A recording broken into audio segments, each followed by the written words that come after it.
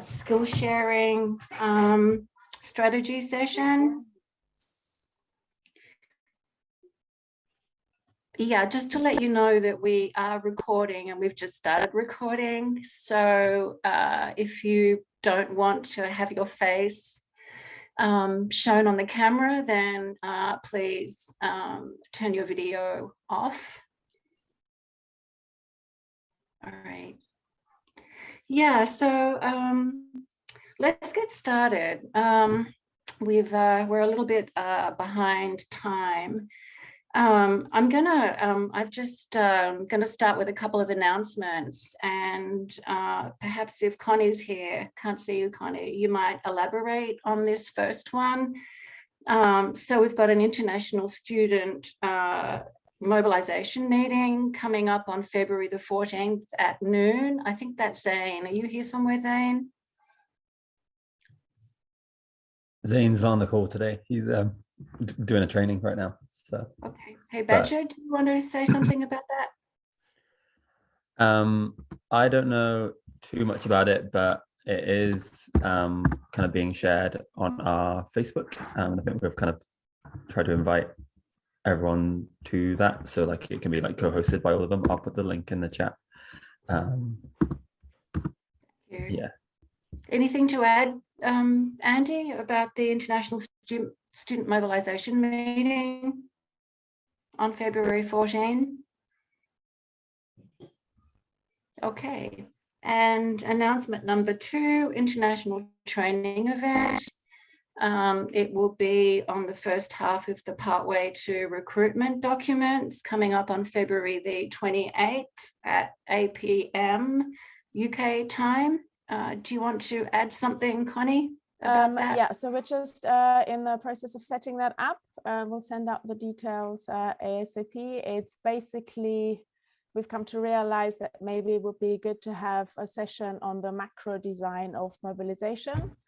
And as the UK has created what we call the Bible, we're going to have 4 or 5 speakers from the Just Stop Oil campaign tell us about the ins and outs, you know, where to put the biscuits, how to say hello, etc., stuff like that. Thanks very much, Connie. I think we're going to start. Andy, can you help me do this? The breakout rooms. We're going to go into breakout rooms just for 5 minutes, I think.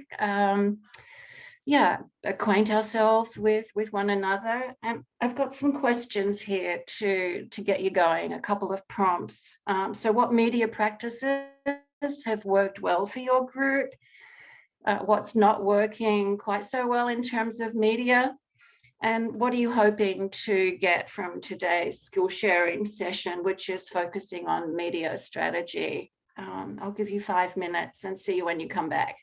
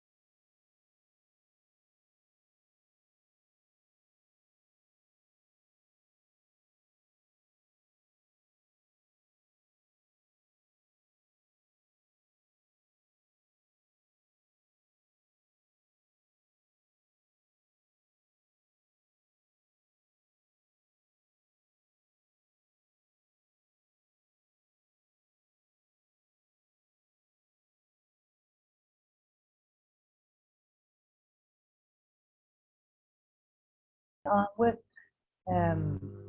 everybody.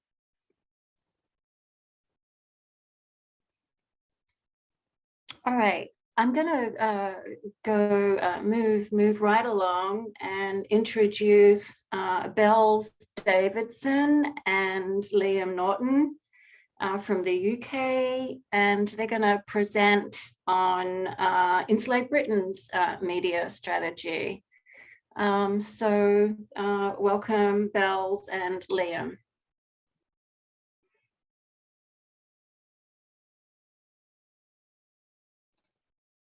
Okay, so you're both on mute right now? Sorry, that's me. I'm my charger's just dipped into some water, which is a bit of a nightmare. But hopefully it's going to be all right. Yeah, my name's Liam. I was part of the strategy team from early on in Insulate Britain, and also worked in the media team. And Bells, do you want to introduce yourself quickly? Yeah, thanks, Liam. So I came in just as the campaign started, and just worked in the media team.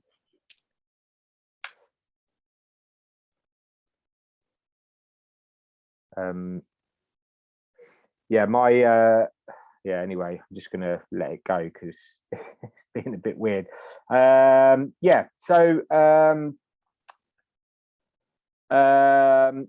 Insulate Britain was, I think a lot of you are aware of Insulate Britain, sort of how it started, through your work in this global civil resistance community that you're all part of. So I don't need to sort of talk about it too much. I'm here specifically to talk about the media strategy that was formed. And so obviously when we created the demand, it was slightly different to you know, some of the stuff that we've been working on with Extinction Rebellion.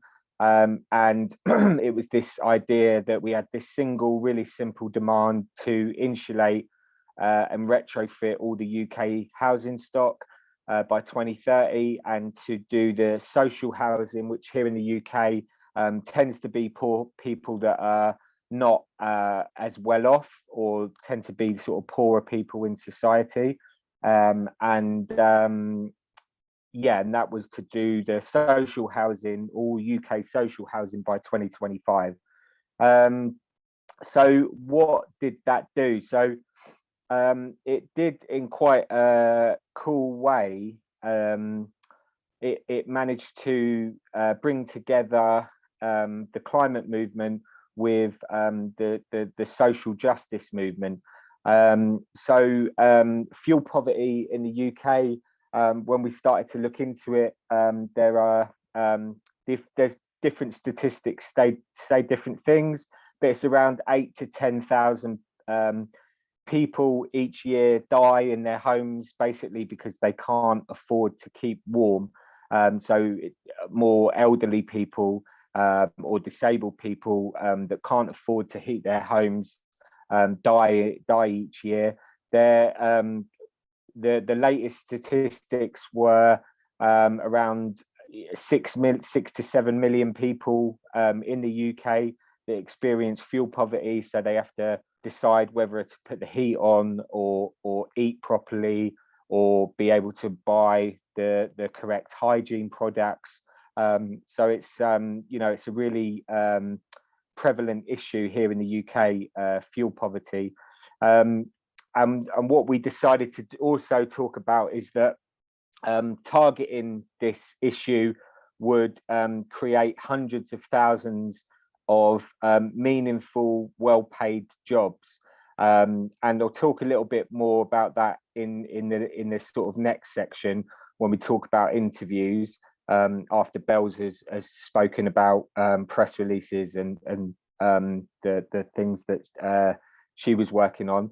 So it's just basically, we made some conscious choices around the language that we were using. So we had this ethos of being post-green. So what that meant was talking much less, or almost not at all, about the planet, about polar bears, about dolphins, but really trying to bring it into what every single person in the UK understands, which is their home. And we also wanted to talk about how the climate crisis is going to destroy the economy. so we also had some 5 key messages that we used for that, which again I'll talk about in later on. Yeah, we also wanted to sort of speak in the language of the enemy, as it were, people who are more on the right of the political spectrum, to sort of use their own language against them. And we also try to use everyday language, so more the kind of language that the tabloid press use. So here in the Sun, apparently, that the average reading age of lots of people that read tabloid newspapers is 11 years old. So you need to be really careful with the kind of language that you use, that you don't sort of ostracize people. And just some really, really basic slogans that again are the kinds of language that conservatives or people on the right use. So we hammered it in our social media and in our press releases, which was that slogan that the government just need to get on with the job. Used one that popped up a lot was heating or eating, again, which was just like slogans that we used in our press releases and in our social media. And also there was a really important that we used pretty much from early on in our recruitment, was that, which I'm sure you've all heard, the Sir David King quote, who was our former chief scientific advisor here to the UK government, which was that what we do in the next 3 to 4 years will determine the future of humanity. And we basically drilled everybody in the media, everybody in recruitment, everybody that was speaking to anybody about this campaign, that they had to use that line, ideally slightly twist it a little bit each time. So the first time, if you said determine the future of humanity, the next time you'd say it's 3 to 4 years until we see war in this country, or 3 to 4 years till we see billions of people on the move. Just slightly change it each time, so that it sort of stays a little bit more interesting. So I'll talk a little bit more about language and how we used it in the firing line, as it were, in the media interviews and stuff. But Bells is going to talk about the sort of more the day-to-day stuff of and setting the process up, which is really important part of doing media work. Thanks, Liam. So yeah, just a disclaimer before I start, that I had almost no media experience before my first day of the first day of the Insulate Britain campaign. So I'm by no means an expert, but I'm really happy tonight just to share some things that felt interesting to me, that I learned along the way, that I wouldn't have known before kind of embarking on doing what I did, on the role that I had. So we were a relatively small media team, but we did have kind of 4 or 5 people who were able to work full time for the duration of the campaign. And then there were kind of additional people to that who would dip in and out when they had the capacity to do so. So there was kind of 2 of us who worked on the kind of reactive press that would come in. So that was mainly kind of monitoring a press phone that we had, monitoring the emails daily, and responding to any requests that we had for comments. So people who were writing, journalists that were writing articles about Insulate Britain campaign would often ask for comments, and also dealing with requests that would come in for spokespeople. We had one incredible human being who kind of bottom lined all of the press releases and really kept us to account in terms of the content and when things were ready, and would also do the final proof to make sure that it made sense and that there weren't kind of grammatical errors, and also that any facts that we were sharing, that we could kind of back them up with something kind of credible, like a link or a reference. We had kind of 1 to 2 people who were working on specialist press. So for Insulate Britain, it was kind of really important to do the best we could to get into industry press as well as national press. We had somebody who was working on local press, so the people who took part in the campaign were from across England and Wales mainly. We didn't actually have anyone from Scotland, so they were working with template local press releases and any kind of local spokes requests that were coming in, the local radio in particular. And we did actually we have a really strong group in the UK called Christian Climate Action, and we had quite a lot of their activists. Like we had a whole team of people, so we also were able, like sort of periodically, maybe once every couple of weeks, we would try and get a press release into the kind of faith publications as well. We had a spokes team, which Liam's going to kind of talk about later on, and we also had somebody who bottom lined the website, and a small social media team of 2 to 3 people. Like press work, media work can be 24 hours a day, and particularly sort of like on weekends when we had an action on the Monday morning. So we just did as much as we could basically, but also recognized it wasn't always possible to do like the, you know, the endless kind of work that you can do in this sort of field of action support. So just some kind of key logistics that we had. So from the first day, we had a press phone number, which was a burner phone, which we could make absolutely public. And sort of partway through the campaign, we were able to set up a phone tree so that it didn't have to be just the one person answering those calls. And there was kind of a group of 4 of us that could take calls on that number. And that really, really helped, just again, so that it wasn't on someone's shoulders doing it kind of 7 days of the week. We also had a dedicated press email, which the team had access to monitor what was coming in. We used MailChimp, which is a kind of mailing list platform. And so we would always send out our press releases to journalists who were on the mailing list. And we had somebody who diligently kind of scooped up all the email addresses from our inbox on a kind of bi-weekly basis and would add them onto the MailChimp. So I think we started with a few hundred journalists, and by the end of the campaign, we had nearly 2,000 emails on there. As I said, we had a website that was set up before the campaign, and we would always put our press releases on that as a kind of really accessible way that anyone could view them. And we always made sure we had our contact information, like the press team contact information, really front and center.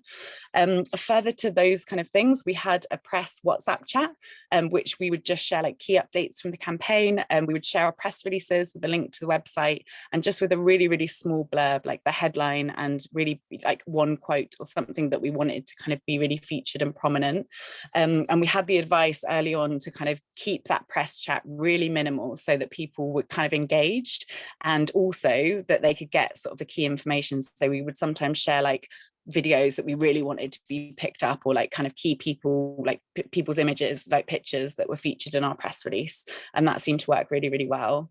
We were also really lucky to have a media office for the kind of busiest weeks of the campaign, and you know, media, you're not on the streets, like you're not in a team, so like when we weren't together, we did kind of feel quite isolated and lonely, so it was really nice to kind of be able to support each other through this like intense work, kind of sporadically through the campaign in an office.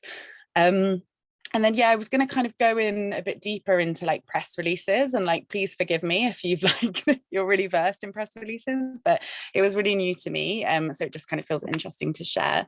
So we were lucky enough to have quite a good relationship with XR UK M&M, who are obviously really, really, media and messaging team, who are obviously really like established, and they kind of gifted us their kind of mailing list, so that we had some journalists on our MailChimp initially, and then, as I said before, like this quickly grew. As soon as we took to the streets, like journalists were contacting us and wanting information, so we were able to build it.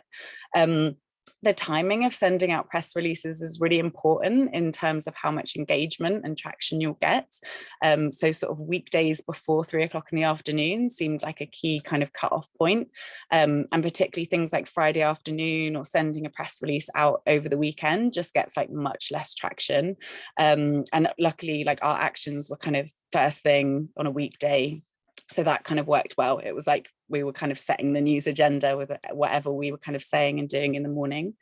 And in terms of like press releases, we tried to be as disciplined as possible, like trying to keep things short and focused, like ideally having just one key thing that you wanted to communicate through each press release, and also making it new. So like the body of your press release was always something like exciting, not something you'd said like 10 times before. So it was actually news that we were kind of encouraging journalists to engage with. And the structure of our press releases would always be like a kind of short headline. We'd always include the time and date so that anyone looking on there can quickly know, like, is this current, or was it kind of, you know, when did this happen?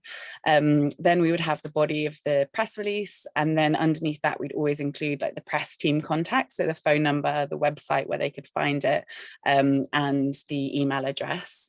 We always also shared a press selection, which was a kind of which was basically videos and images that we had selected as the media team of the kind of things that we wanted to be shared from the actions. And then underneath this would be a section called like notes to editors. And so we would put in any links, any like further information, or things that we wanted to repeat. So like our demands would always be down there, but they would be like way at the bottom, so that if somebody was reading all of our press releases, they wouldn't have to kind of go through the demands to get to the kind of the bit that was exciting for that particular day. And yeah, throughout the campaign, like the campaign kind of went on a bit longer than anticipated. I think it was 9 weeks in total. And so across that time, we would share some press releases, which are very sort of information based about what was happening, maybe with quotes from the people that were taking part, or kind of key industry supporters. We did a bit of that as well. Other times we would be making sort of formal statements from our campaign, which were kind of gave us a bit more like creative license, or a bit more kind of like opinion loaded pieces that we would share. And from time to time, we also did kind of release open letters. So like either to the public, sometimes to MPs, like particular prominent MPs. So we would kind of be writing in a letter form for those days. And this kind of enabled us to have a bit of a like dialogue that kind of happened through the campaign. So like as other things were interacting with Insulate Britain, like I said, like politicians or party conferences, we would be able to kind of, yeah, be in dialogue with those things as they were happening. And yeah, I guess like a good example of this was like the reactive press team would kind of respond to things that were happening. So like a lot of the tabloids were really outraged that the police in the UK were being kind of soft on people who were disrupting the public, and we would kind of speak to journalists, or maybe share a video of like a police officer asking everyone if they were okay, or like, you know, kind of, yeah, we did sort of like play the game a little bit with like using the outrage to give us more platform to then go on and, you know, be kind of, yeah, sharing the message that we wanted to know, that like Britain needs to be insulated in order to tackle climate crisis and fuel poverty. So yeah, I think I said earlier, but we always gave a comment whenever we were asked to, like regardless of the piece or the publication, and quite often we would just hammer home like the key messages, like meaningful, you know, creates thousands of meaningful jobs, and as Liam said, we always tried to get the So David King quote in there, and like pretty much they would always print it. And then I mentioned already that we had that press selection, which was videos and images. And this was a really powerful tool, actually, of like counteracting some of the like pushback that was coming from, particularly from journalists and broadcasters. And so it was just a public Google Drive where we could upload videos and images.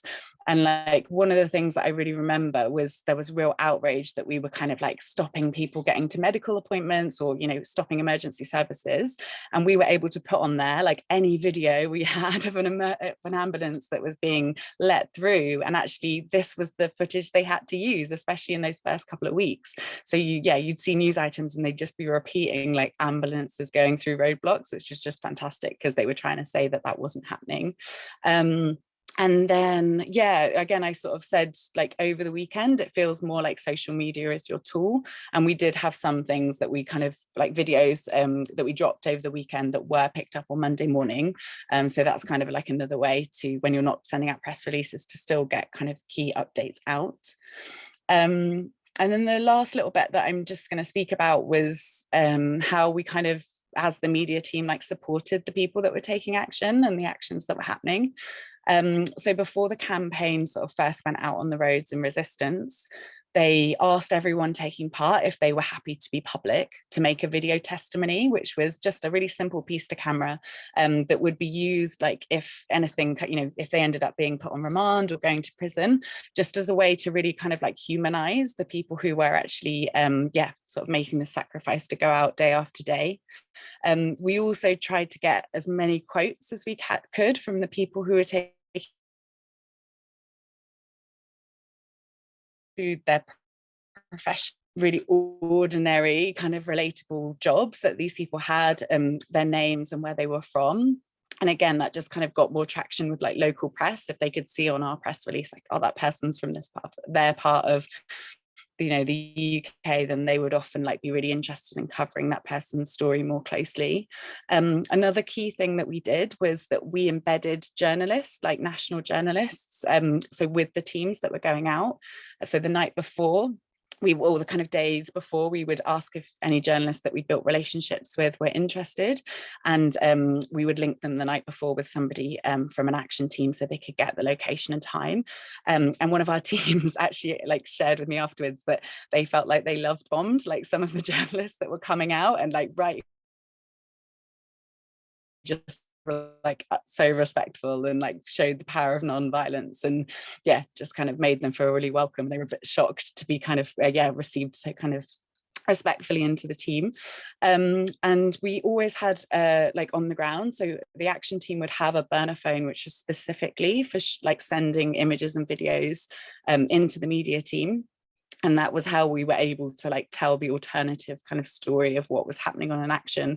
We weren't just relying we weren't just relying on the images that the media would sort of select, which were quite often like, you know, driver violence or things that kind of spun the story to make it look like we to tell what they wanted basically. So yeah, that was really powerful. And quite often again, people would do like testimonies from the road, so they'd be blocking a road and just speaking to camera and saying like how they were feeling and why they were doing it. And it was some of these things were really key to kind of humanizing the people that were out on the roads. And I guess another thing is to say is that we were kind of strategic with like who was speaking. I know Liam will probably cover this more in the spokespeople, but for instance, the team would like nominate with some support from the media team, like who would be a good spokesperson in this group. And so any kind of, if a journalist approached anyone else in the team, they would say like, oh, you can speak to so-and-so, like they're prepared to speak to you. And this would be someone who'd done like a basic spokes training. They were kind of a demographic that we felt as Insulate Britain we wanted to kind of center, and they were, you know, kind of versed with how to like manage anything that was difficult, so that kind of worked well. We also had like our own sort of trusted, more activist photographers that we would embed, and that they would obviously, they might supply images to us. And we even had like freelance journalists who were kind of more and more getting in touch with us, freelance photographers. And they were happy as we built relationships to kind of send us 1 or 2 images that we could provide to the press as well. Through the campaign, we did try and keep some dialogue between like the media team and the people that were taking part, and we like maybe every couple of weeks we would have a kind of open check-in where they could come and like check in with us and touch base, and we could hear, you know, how things were landing with them as well, and that was really helpful. We did also include, like, we would regularly share kind of information about what to do if like a journalist knocks on your door, because this was happening. Like, we were having quite a lot of profiling, and it's really difficult, like, for people, especially like people's families who maybe aren't used to kind of being so public. So we had some really basic information we could share, which was just like, be really polite, don't give them any comment, and then just give them our number and we'll kind of handle it.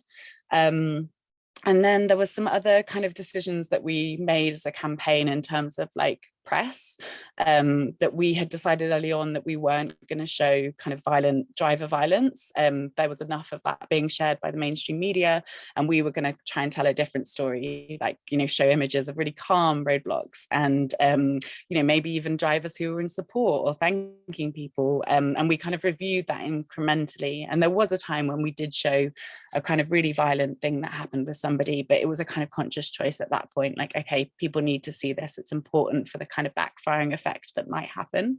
And okay, thank you. I'll skim. Like, I think you're going to talk about language, Liam, aren't you? So I will maybe pass back to you. I'll mention one more thing, which is we were, especially in the beginning, we asked for corrections quite regularly. So like, initially the press were saying, or the media in the UK were saying that we were Extinction Rebellion, and we would kind of diligently go through and like ask for corrections, or like if they were using an abbreviation IB instead of saying Insulate Britain, again, we would kind of email and try and get that corrected, because it felt important to us to be using like the full campaign name, which was our demand, and not having it kind of abbreviated in that way. I'll pass back to you, Liam, if we've got time to do a bit unspoke. Sorry, I didn't mean to like immediately stop you. Yeah, so I'll keep it really short. I think what I'll do as well, there's a document, and Belle said that I should share this. So some of you might have seen it, and we did, like, it was 1 page at the time, but it's kind of like got a little bit bigger since. But we created a 1 page interviews and communications with the press, and we gave this to everybody, all the different block teams, and even maybe people that would just might end up speaking to the media. Like some people, like Belle said, they might get referred, but some people might just not. And it was just a really, really useful document, just to sort of guide people in what it was that we wanted to say.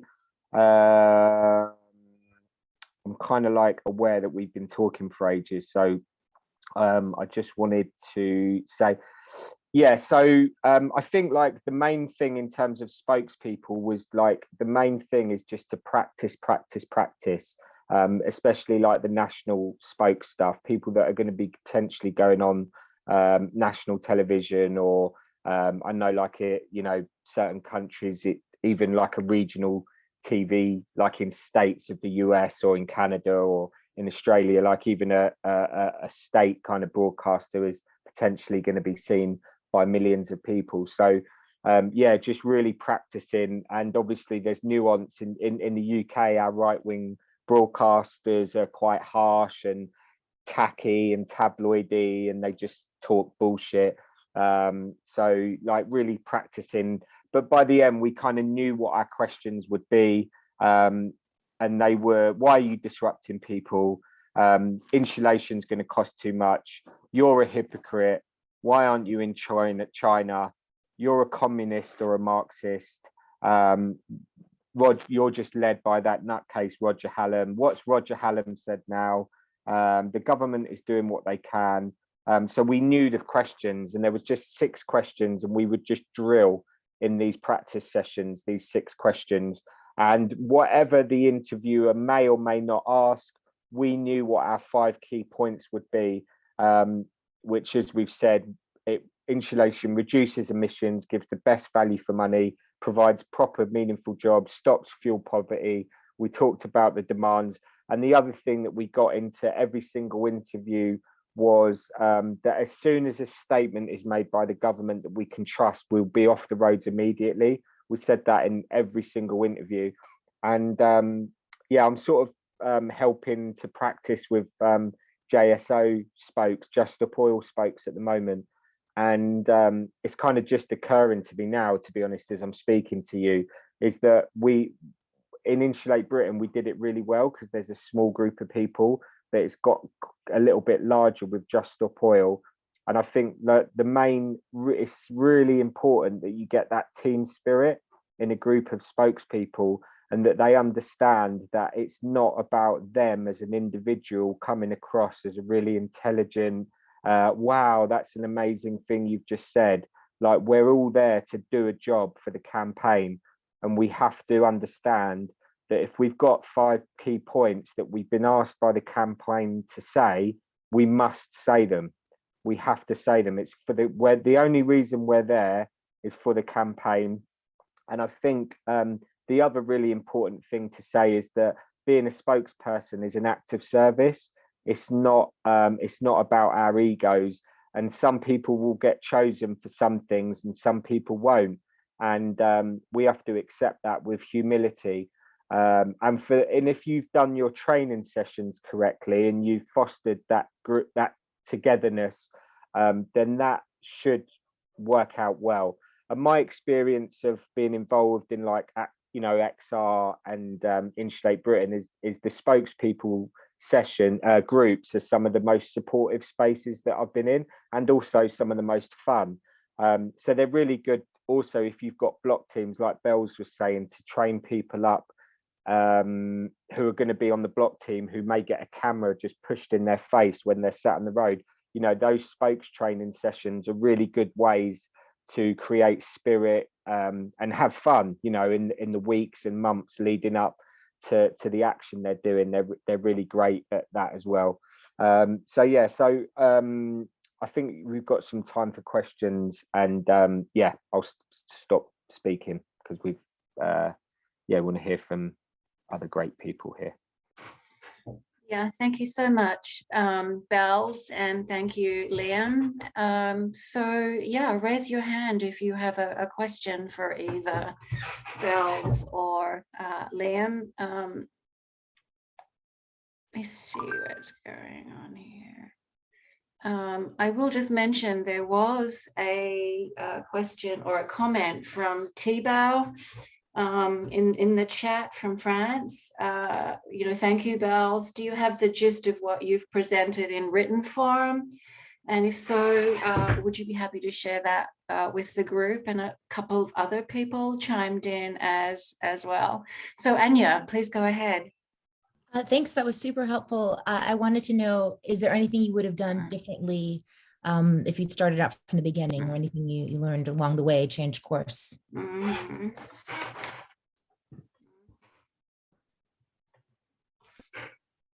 Do you want to answer that, Bells, or no? Me? Yeah, I think there's loads of things that we would have done differently. I think, like, speaking in terms of like interviews, like you always leave an interview like wishing you'd said something, or you forgot something, or you could have said it differently. That happens, I've done interviews for XR before as well, and I don't think I've ever left an interview where I haven't felt like that. And yeah, I think there was loads of things. Yeah, I think there's always things that we learn from and we can take. I think, like, one of the things I think going forward as well is, like, we sort of focused all of our attention on the sort of conservative right-wing space, and we got loads of attack, but I still think it's really useful to, like, use their language against them. But we could have maybe also we sort of started to do it towards the end of the campaign, and it started to work, but speaking to people from the left in our own traditional sort of space, potentially we could have done that a little bit better. And I think we are going to try, or the media team for Just Stop Oil would certainly learning from that, and going to try and do that better in going forward. Great. Thank you, Liam. Sergio, you have a question? Yeah, hey, I wanted to know like how you approach getting onto basically into the studio in the TV stations. Like, did you reach out to them? Did they reach out to you? Was there a team that was working on that? Yeah, because I've had some trouble.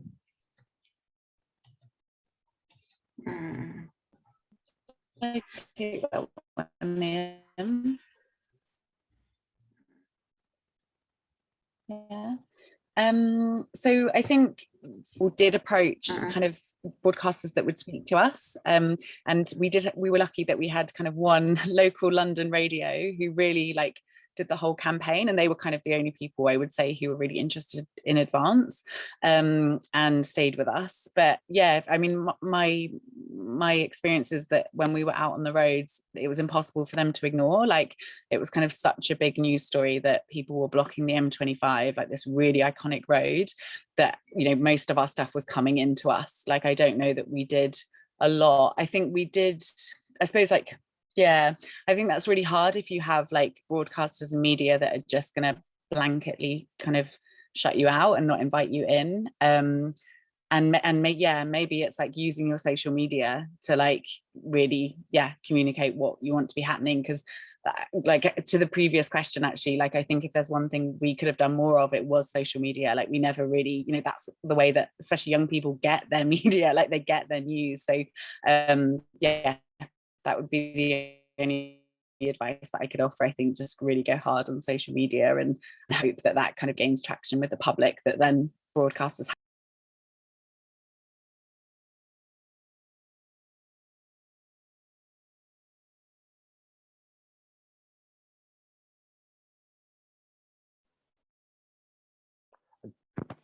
Are we? I'm sorry. Thank you. Thank you so much. Any more questions at this point for Liam or Bells before we move on to Joe from Save Old Growth, who's actually going to talk about social media? Badger. Last question from Badger. I was just going to ask about with the Google Drive for sharing photos. Did you have like a top selection or something like that, or did you kind of split it by day? Because like we've had actions happening in different cities and kind of put like Vancouver and then a folder for each date, or is that kind of too much detail? I'm happy to take that. No, I think that's great. I think also changing the name of the photos, like basically whatever you can do to make it as specific as possible, because that's what journalists want. They want to know like where it was. We had, in fact, early on, we had quite a lot of trouble because we didn't always know where people were. That was like the one thing that everyone wanted, you know, journalists wanted to know. So I think, yeah, I would definitely keep it as organized. Like when they click in, they should see the most recent stuff and then have files back as your sort of archive. I'll drop our press selection in the chat just in case from an admin perspective. It's Thank you, Bells. Final question from Judith. So quickie, we've had to rely on social media a lot because the major press never covers our actions. What are some ways that you have courted them? I can take that one. Yeah. So we cheated a bit at the start, but we used some XR UK M&M sort of gave us some contacts, and yeah, LBC. They were originally London, but they go out all across the UK, and we met with her, and she was like interested straight away, and they were like pretty vital in terms of giving us a presence straight away. But I think like the thing that Roger would say is that like the key thing is like they will, like in April in 2019 here in the UK, like the press, we were getting like bits and pieces of press, but we didn't get the front page of the Times until Thursday. So it's just like making sure that your campaign is committed for consistency, because it's like it's just that classic non-linear thing of like they'll ignore you, and then bang, you're like on the front page of the papers. And it's the consistency that does that, and it's just like it's just sticking in there really. At some point it will break, I think, you know, but it's really difficult. And yeah, I would just like, in terms of contacts, I would just hound anybody that you know, and you know, Twitter or you know, people that you can see are working for the kind of news organizations that you want to connect with. You know, usually their email address is somewhere, but yeah, they might not be interested. Loads of people ignored Insulate Britain before we went on the roads. They weren't bothered, you know. Yeah, so thank you once again so much, Bells and Liam. I'm going to now pass it on to Joe from Save Old Growth in Canada, and they are going to talk to us about social media strategy. So thank you, Joe. Hi, everybody. Really cool to be here. I kind of went into doing the social media side of things pretty blindly, and everything I've learned has been sort of through trial and error. So if I say things that are like super obvious to people, I'm sorry in advance. But basically, yeah, I've been sort of taking over the social media accounts for Save Old Growth. For our first iteration, we had a reach of over 200,000 people, just with like our social media accounts. We've had multiple videos go like pretty viral, and we've gotten like really good responses from that. So yeah, basically like the first step was kind of getting the color scheme that we wanted for like everything, but our social posts especially. So we have a specific colors that we'll use for all our Instagram posts, specific fonts, just so when you look at our page, it all looks kind of cohesive. And then also just figuring out what sort of posts we want to be putting out there and how often. So for Instagram, it's best, like, we found like 1 or 2 posts a day to limit it to that. And we'll mix that with like kind of post with a solid background saying a specific event that's coming up, or a call out for help with leafleting or help at actions, or just like anything like that, mixed in with like really cool action photos. We have some like wicked drone shots of us shutting down a bridge. And those photos always do really well. And then also just mixing in kind of more personal videos. So people talking about like how they're feeling before they get on the road. Just like a personal video of someone who's been involved at the actions or been arrested multiple times, talking about like what they do in their free time, like what their job is, like who they are as a person. Just sort of like to humanize the faces behind the people everybody hates for shutting down the roads. And then, yeah, just our videos of kind of like the coordinators, like we did like a meet the coordinators. All of us made like these super awkward videos introducing ourselves and put them out there. Just like videos explaining stuff, just like a good kind of assortment of different types of posts and splitting it up pretty well. And then TikTok as well. We were talking about making a TikTok for a while, and it was something we kind of had to swallow our pride on a little bit. Like, you know what? Okay, fine, we'll use TikTok. And it's been really good. It's been a little bit difficult kind of like translating like views and likes and comments and stuff into like actual like meaningful interactions, because it's really hard to message people directly on TikTok. But the first video we posted, I had no idea what I was doing on there. It was just like a photo of trees with some music over the background and text saying like save old growth will begin blocking the Trans-Canada Highway on like whatever date. And within days it had like over 30,000 views.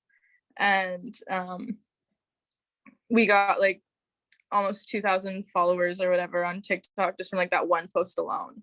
So there's definitely a lot of kind of potential to at least get the word out there. And it's also kind of like a younger audience. So we had this post that was saying we were going to be shutting stuff down, and almost every comment was positive, which was just not what we were expecting going into this at all, especially seeing like some of the Insulate Britain social media posts and the comments on there. We were a bit scared. But I guess with like a younger audience, a lot of young people are really done with that. And then the hope is they'll like then bring that conversation home to their parents who are seeing stuff on the news and talking about it.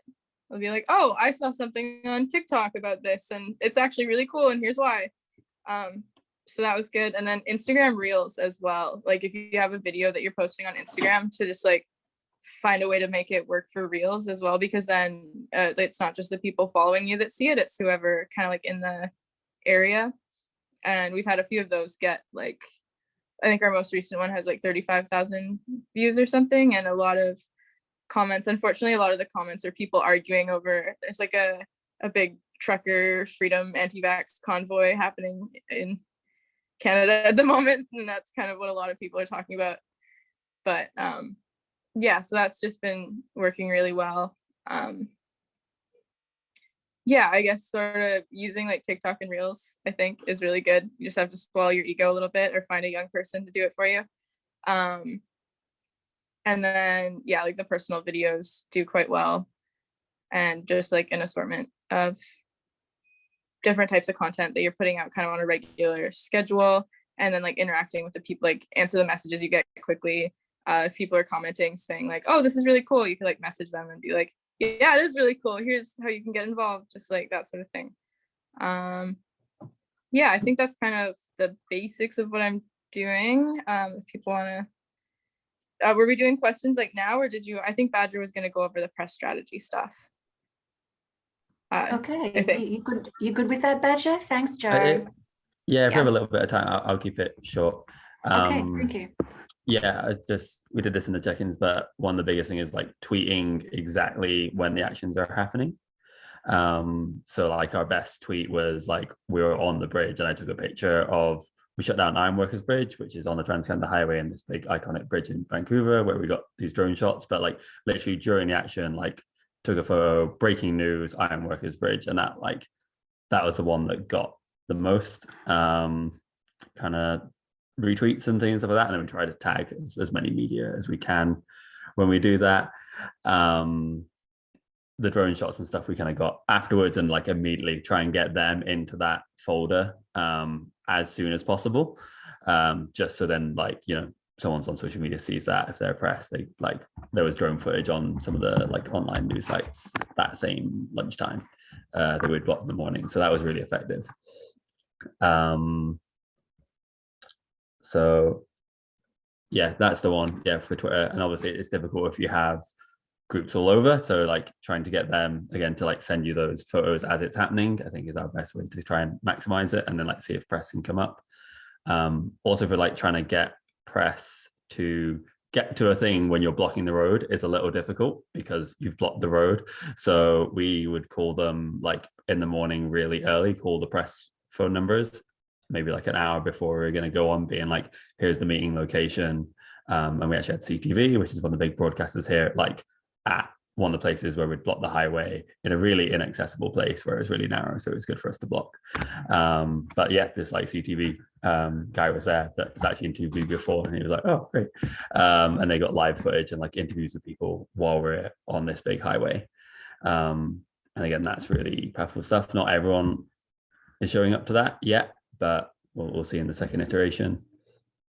Another thing we've been trying to do is some sponsored ads on Facebook and Instagram, and now we're into our like flyering stage as well. We're trying to do some sponsored ads in those neighborhoods where we're flyering, so maybe they see the flyer on their door and then they see an ad on Facebook, and then maybe there's a poster on the high street and their neighbors talking about it.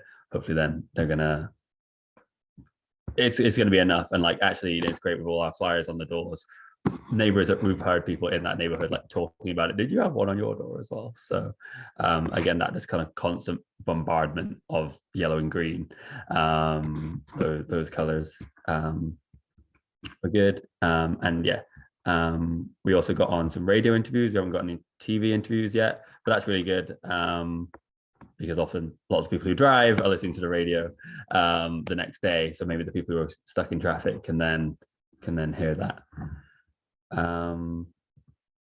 Yeah, I think Joe covered the rest of it. Just yeah, with video is so powerful, just the way the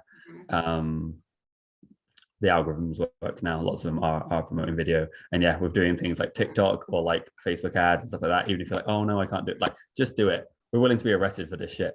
Like we can learn how to use TikTok and like swallow our pride, so like we can get over that. Like I can't for that, and they're all not that hard to use. So. Okay, thank you, Badger, and thank you, Joe. Any questions? We have 5 minutes for questions around about. Please put your hand up.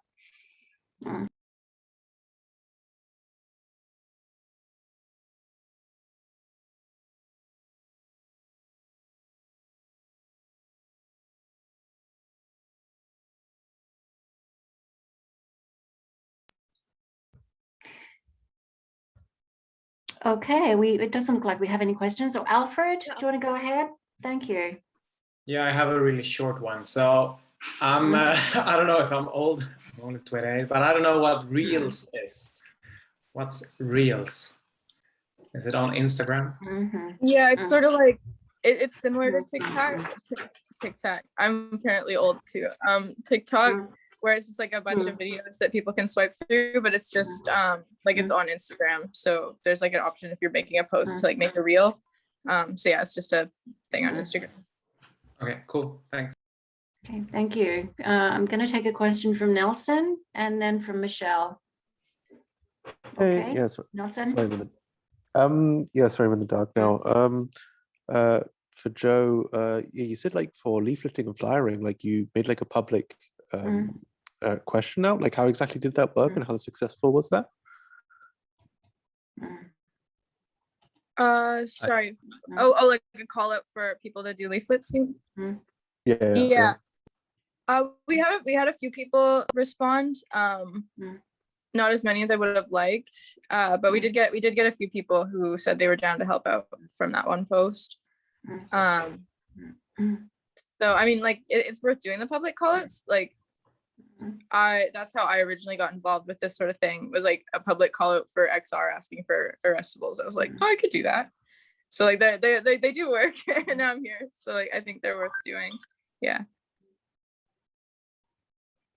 Okay, thank you, Joe. Michelle? Yeah, actually my question was answered, but it was about the reels. I didn't know what that was. Thank you. Okay, thanks, Michelle. All right. Yeah, so I'm going to say, thank you once again to Joe and Michelle. Some of those drone shots, the drone shots are absolutely brilliant, and we just can't wait to get a drone in DE. Do something similar. Yeah, I'm going to now suggest we go to breakout rooms for, say 7 minutes, Andy, if that's okay with you. And a couple of questions to get you going. What's excited you so far about today's presentations, and what do you think you'll be able to make good use of in your own campaigns? So I'll see you back here in about 7 minutes.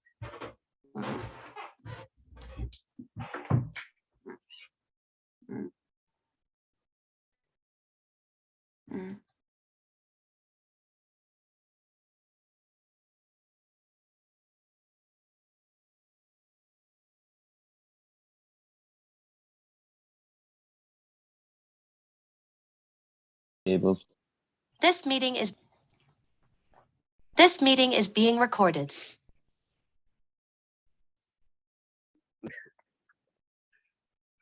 Okay, just waiting for everybody to come back.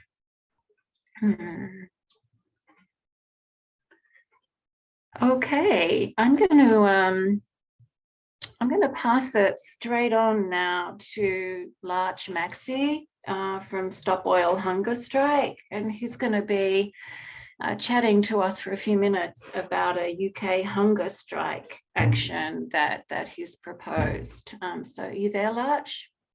Yep, I'm here. Can you hear me okay? Yep. Great. Thank you. So I just want to, before I talk about the hunger strike, I just wanted to respond to a couple of the questions about Insulate Britain, because I was also part of the media team there during, early on last year, before focusing more on Just Stop Oil this year. One of the things I think with the lessons was the extent to which the media spun it against us. We weren't quite prepared for that. And I think we were a bit naive with Insulate Britain, thinking that we would cause enough disruption within the first 3 weeks, and that a big part of it would be they'd put us in prison, and it would be that kind of that pressure from going to prison. But obviously that's not the way that they played it. So I mean, a major strength of Insulate Britain was that then the resilience to carry on, to be flexible, and people had that level of commitment that they said, well, we're not going to stop, even though that wasn't our plan. We hadn't taken time off work, all the rest of it for such a long campaign, but they pulled it out and did it anyway, which is incredible. But I think we were a bit naive about thinking, well, we know if you cause disruption, it's not popular, but it's necessary.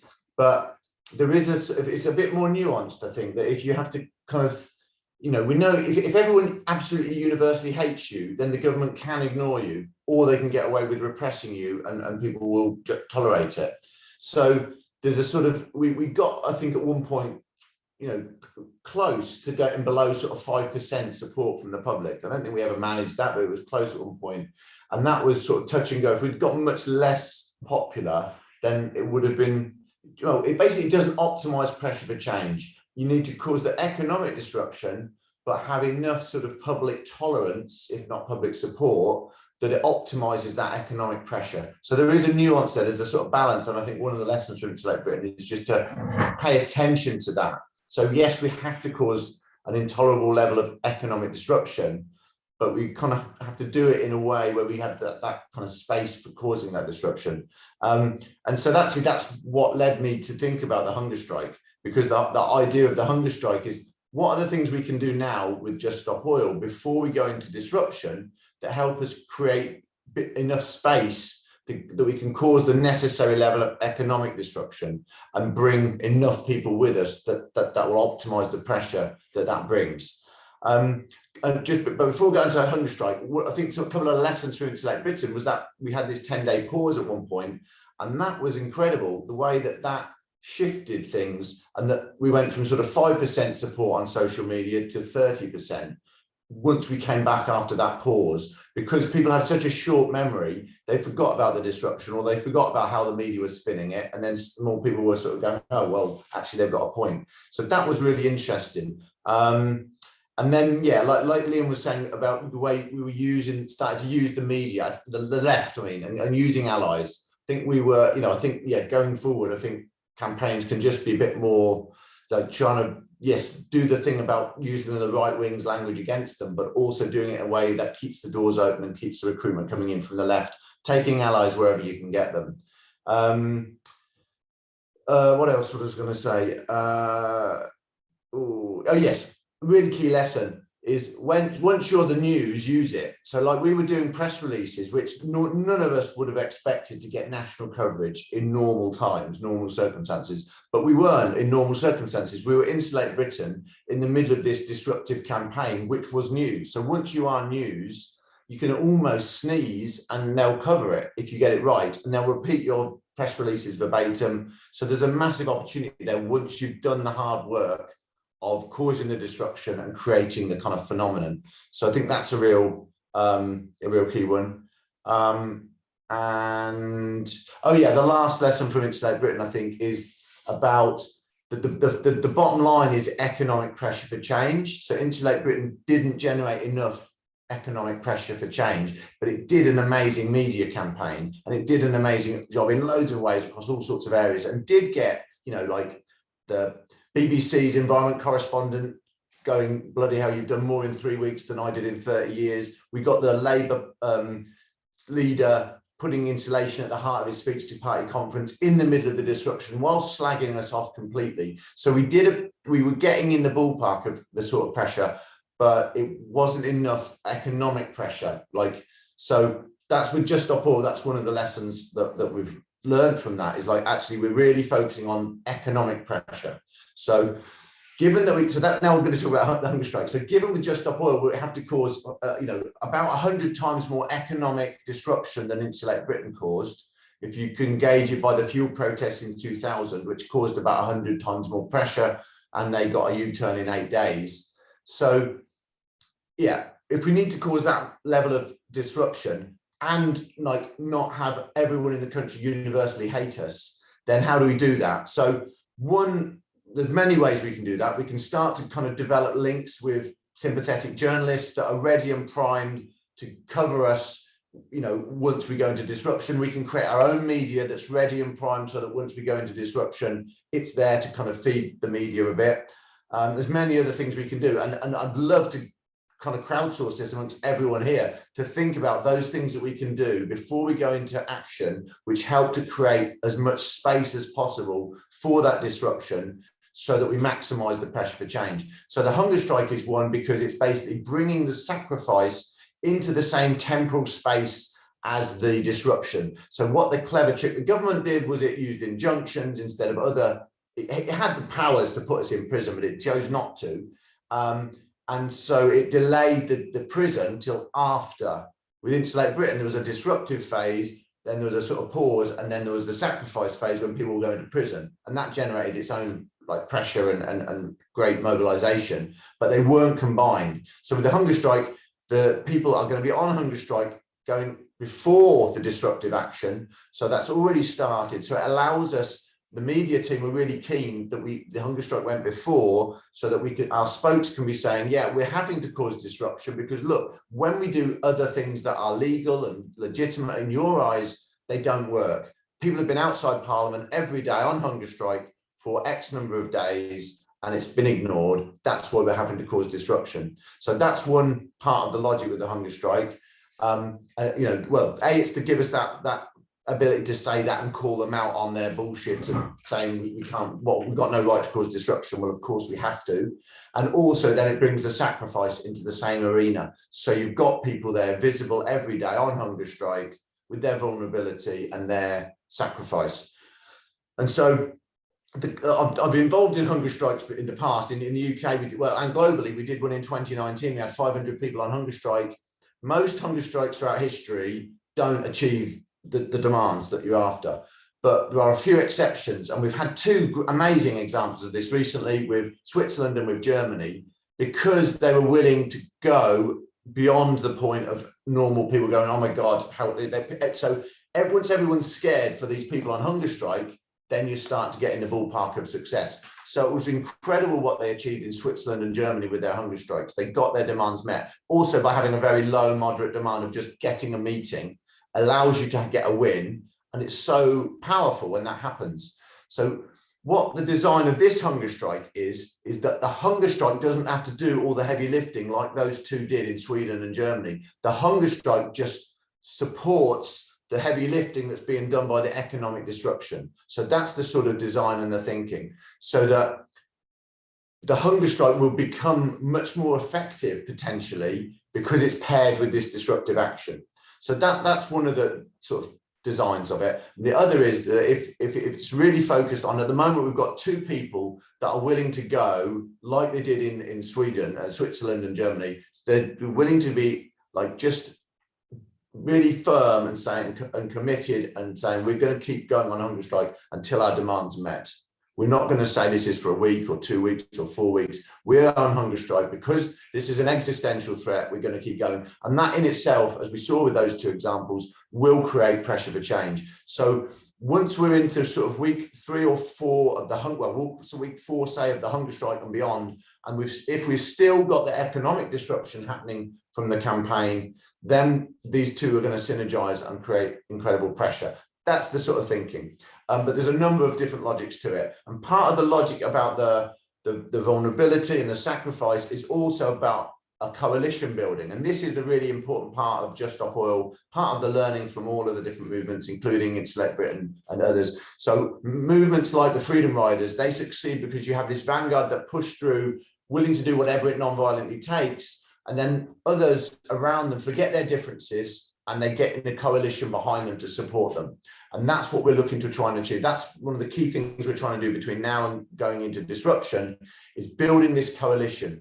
And actually that's the hunger strike is part of that. So it's separate from Just Stop Oil.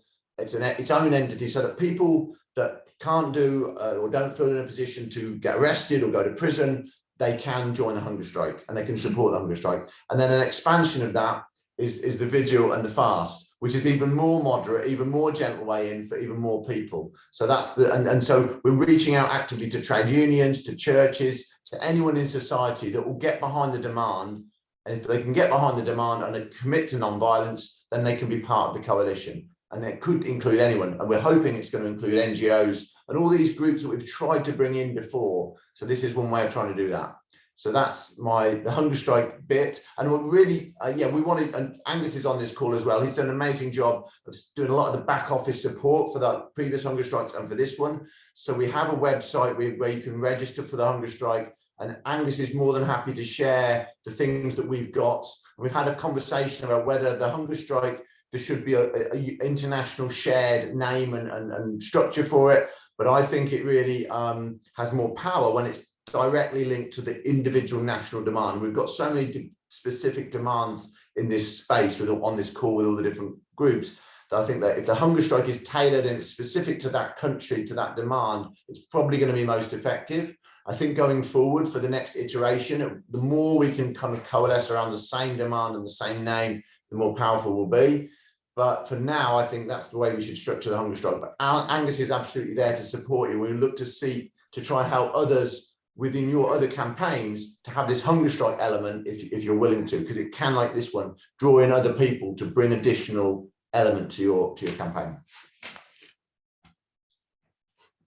Thank you, Larch. Joe, do you want to just kind of briefly, if you can, talk about the vigil and the fast action? Certainly. Thank you.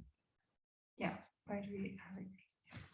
Okay, so I'm Jo and this is Louise, and we're part of a group who are we're developing we're on a learning curve really. We've not done much of this before in this sort of way, but we're developing our narrative about the vigil and the fast. We've come together sort of inspired by meeting up with Larch and the work that he's been doing.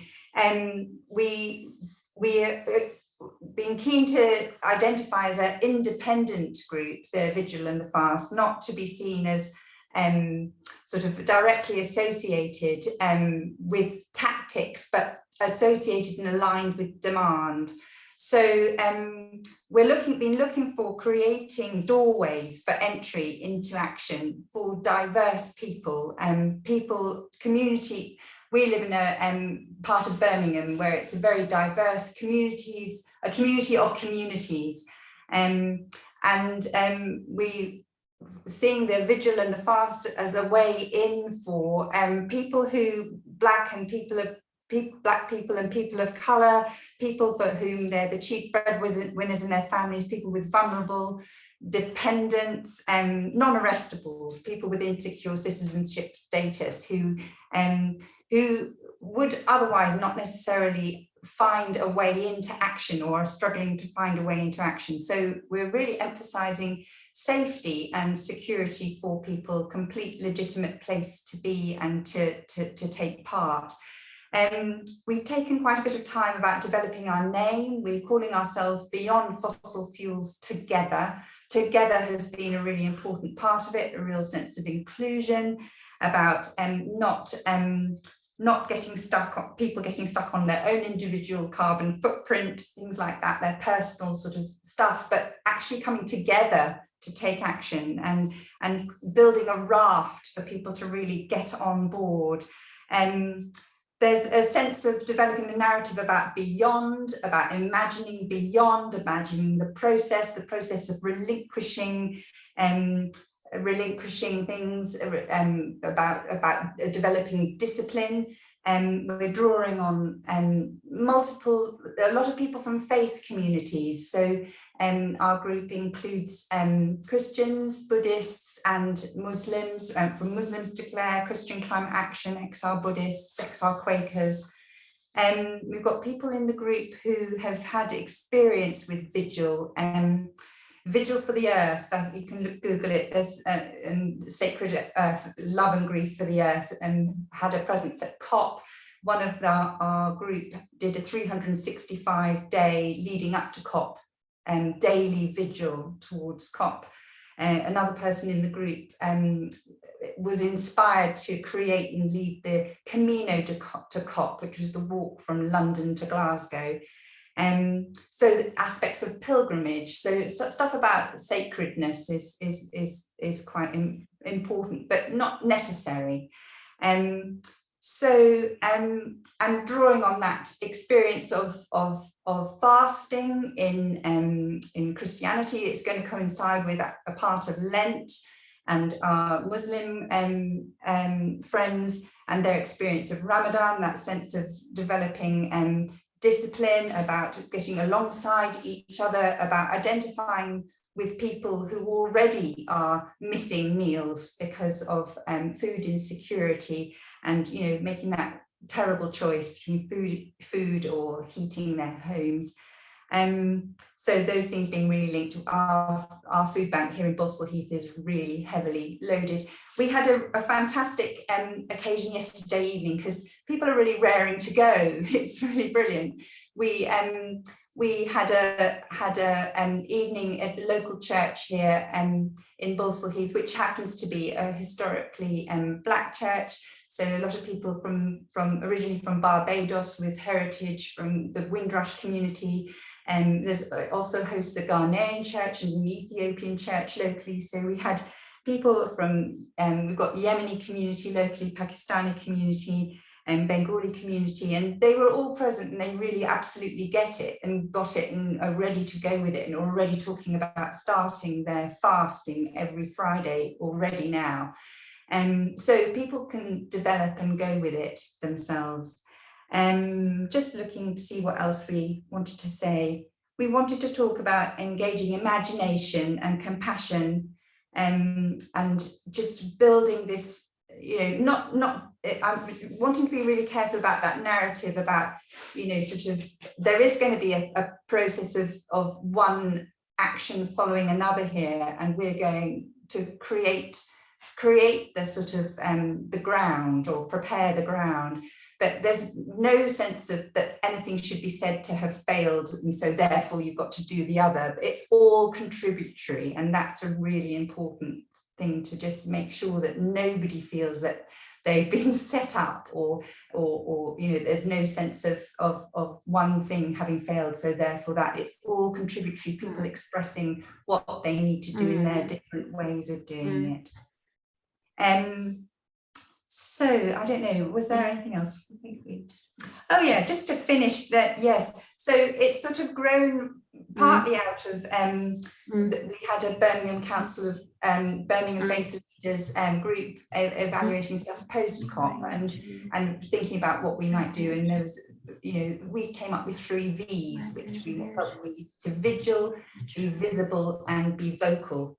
So, in our communities, with that presence on the streets in London. So the vigil and the fast is going to be for 2 weeks, rolling from the 6th of March, in front of Parliament, the UK Parliament, on the pavement where it is permitted to be. And we've got a sign-up rota for people to sign up for the vigil element and for the fasting elements, and make sure we've got the full 24 hours for each of those days covered. But then there is the opportunity also for people to do it in their own localities as well. So there are going to be vigils and fasts springing up all over the place, nationally here, but also internationally, so it's something that we could go with. So we've got a website which Angus has built for us. We've started out on Twitter. We started out on Facebook. We're on a learning curve. We've not got really our media and messaging very neat and tidy yet, but we'll get there. We'll make a start. People are starting to contribute personal stories, and I think that's going to roll. So yeah, I think, was that? Yeah, I think that's it. Yeah. Yeah. Thank you for listening. Thank you, Jo, and Louise, and Larch. Great. Just one last thing about the coalition. So it's about having that positive vision. So the single demand, no new licenses, is just Stop Oil's demand, no new fossil fuel licenses. It's the same demand for all the coalition partners. We also have the vision of what you need to do to create that kind of world. So insulating Britain is the first obvious thing you would do, as well as like free public transport, stopping, so there's a whole program of positive stuff that you can excite people about as well.